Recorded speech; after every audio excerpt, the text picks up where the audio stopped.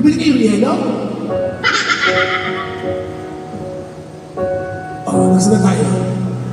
Mga... Ulitin mo. Nadasal ako sa kanta, sunod-sunod kasi. Hindi, pasensya na po kayo, hindi ako makakanta, may UTI po kasi ako. Di na mo UTI? Saan po ba yung inyo? Sa bakla po kasi dito ang UTI. Ano mo na? Dito po talaga ang UTI ng bakla. Upper throat infection. Kung bakit, di ko alam. Basta upper throat infection. Ulitin mo.